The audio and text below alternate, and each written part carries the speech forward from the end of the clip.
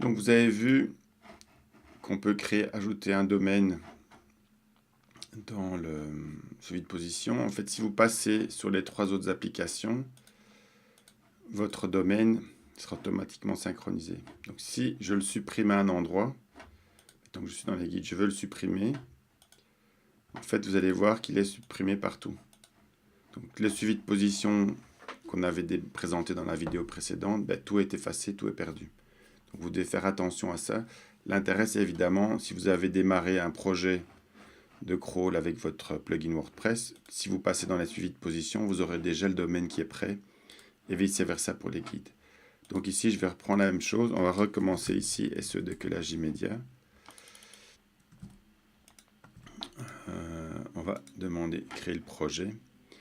Alors la différence pour les guides SEO, c'est que on ne va pas créer des groupes de mots-clés. Donc ce qu'on doit d'abord faire, c'est préparer un nouveau moteur de recherche. Donc si je clique ici ou là, je vais pouvoir ajouter le moteur. Je vais dire OK, je veux faire une analyse sur Google FR en français. Et je vais pouvoir ajouter un guide. Donc là, par exemple, on avait une expression, je vais la reprendre ici, par exemple, qui était optimiser son référencement WordPress. Donc je vais mettre ce guide-là et je peux, par exemple, je n'ai aucune idée, je vais faire une recherche comme ça. SEO décollage. Non, il n'y a pas de pages qui sont classées sur ce site-là. Donc je vais faire un guide, je vais juste mettre HTTPS SEO décollage immédiat.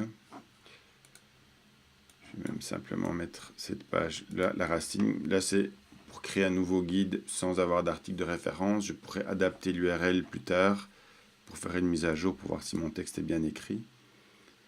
Donc là, je vais simplement demander. Et donc, vous voyez qu'ici, j'ai demandé mon guide et il est automatiquement lancé dans la pile. Donc, il faut attendre. De nouveau, le temps est plus ou moins de 1 minute à 2 minutes. Ça dépend un peu. Il faut aller chercher les résultats. Il faut aller analyser les pages. Il faut compiler tout. Mais vous voyez qu'ici, ça a pris moins d'1 minute. Et si je me déplace ici, j'ai mon article qui est mis en place. Mon analyse qui est mise en place ici. Donc j'ai mes longueurs de texte, vous voyez, 100 à 300 mots, à 300 phrases, entre 1700 et 7300 mots pour le plus grand, mais je ne vais pas vous présenter l'analyse du guide ici. Je peux voir les pages qui sont classées.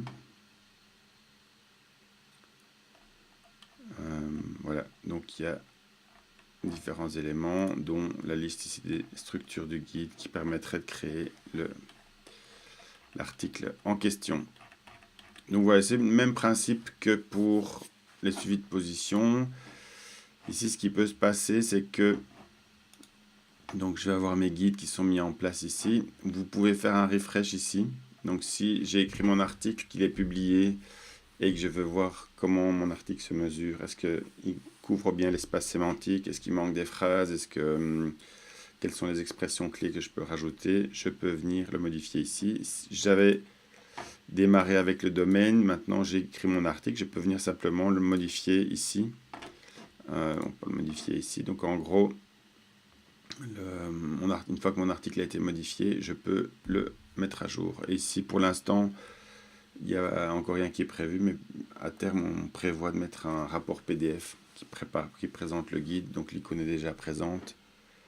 Mais voilà, comme ça, vous savez comment vous pouvez créer votre guide SEO très rapidement.